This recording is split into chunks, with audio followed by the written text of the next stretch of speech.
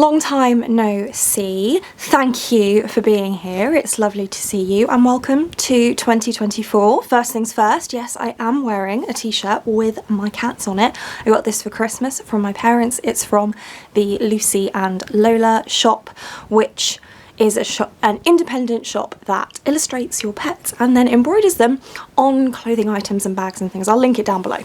This is my 2023 top 10 and reading wrap up. So we're going to start with the sort of statistics side of things and then we'll move into the top 10. So I'm just going to run through the statistics that the story graph gives me. The first is that I read 155 books in 2023, which I'm happy with. There are some stats for the pace and the page number I'm not particularly interested in.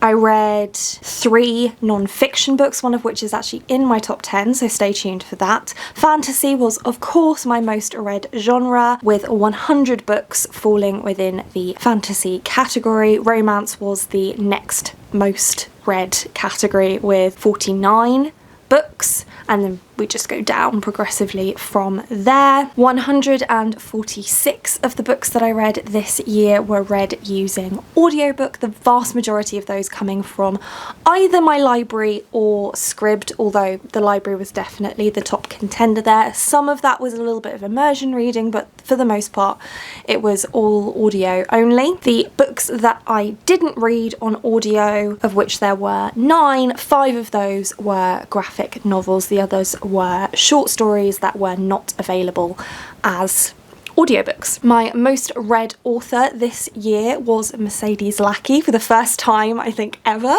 or in recent memory anyway. It hasn't been Brandon Sanderson. I read 23 books from Mercedes Lackey, and then the next most read author was Brandon Sanderson with 16 books read. So that is it for the statistics, and now I'm going to get into the top 10. I'm not doing these in any particular order. I have them stacked next to me and I'm just going to do them in the order that they are stacked next to me.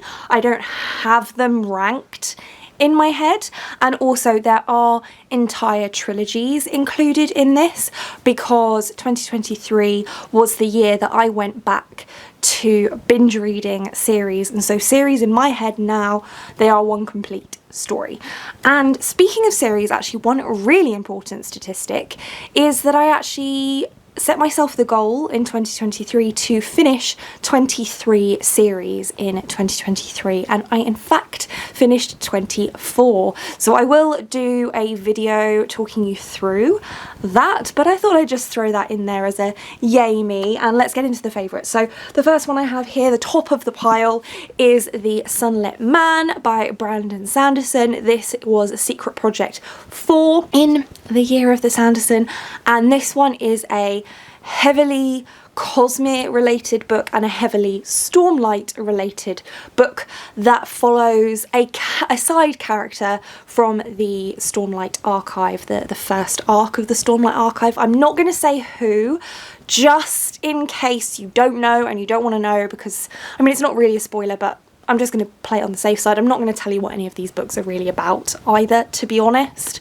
But I really enjoyed this. It's very high action, which isn't always my thing, but I think that because it was so Stormlight Archive referencey, I really enjoyed it for that. I really liked the planet that we were on here, and I enjoyed all the Cosmere references, and I am looking forward to rereading it. More on that in my reading plans for 2024 video coming soon. I'm actually planning that straight away because it goes right behind me. The next one is Yumi and the Nightmare Painter by Brandon Sanderson. This one was Secret Project 3 and is also Cosmere relevant.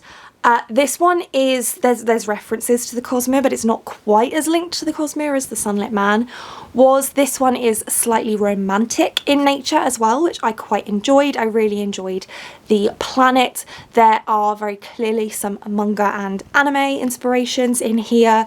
There's some Japanese inspiration in here, which I really loved. This edition itself is absolutely stunning. The artwork all the way through it, beautiful. Once again, really looking forward to rereading this. I didn't have this physical edition when I read it the first time, so I'm really looking forward to rereading it as an immersion experience with this physical copy, because I think that that will really add to the experience. But I did really enjoy the slightly cozy nature of this, whilst there still being that classic Sanderson mystery element to the story. Next we have the Meddle and Mend series by Sarah Wallace. This is the first book, Letters to Half Moon Street, which I actually read twice, I think, in 2023. I don't have the rest of the books physically, which is why I'm only holding up this one. Speaking of which, there's one book in my top 10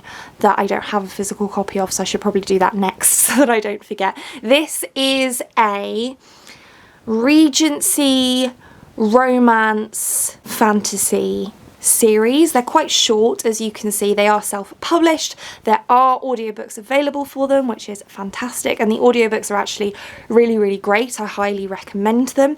They are on Scribd, as far as I know. They are for me and they are for a few of my friends, so hopefully that means you can access those in your location. This series follows various different characters. There are different kind of protagonists for each of the books, and I think that I connect the most closely with Gavin, who is the protagonist in this one, but I love the whole series.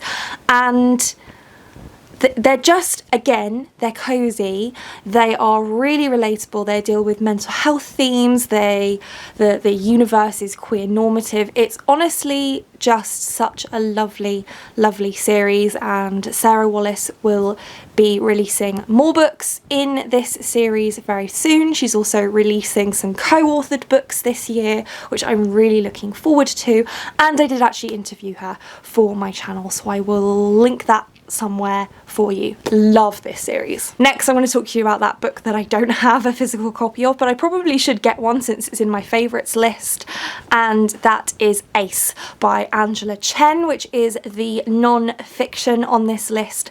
And as the name suggests, it is a non-fiction novel about being ace and asexuality in general, and what the various different types of asexuality are and what the spectrum is, and I just felt really seen by it. I'm demisexual myself.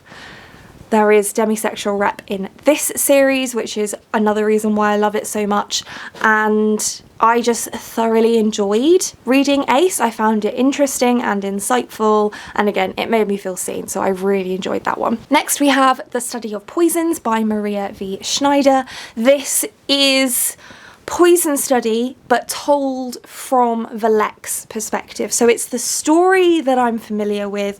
The Chronicles of Ixia is a series that will be in my favourites forever. I've read it multiple times. I actually reread it, or I reread the Study Trilogy this year, or this last year, 2023, and loved it. And this is the first book told from Valek's perspective. So it's a story I still know and love, but with some insights that you don't get from the original novel, and I loved it. I read some of this years ago when it was posted to Maria V. Schneider's website, I believe, but this is now the full untold Valek's version of the story, and there's an audiobook which I listened to, which was fantastic, and it was just so comforting to be back in this world, and to see Valek's side of the story was just so fun. Next, I'm going to talk about How High We Go in the Dark by Sequoia Nagamatsu, and this one is an interesting addition to this list because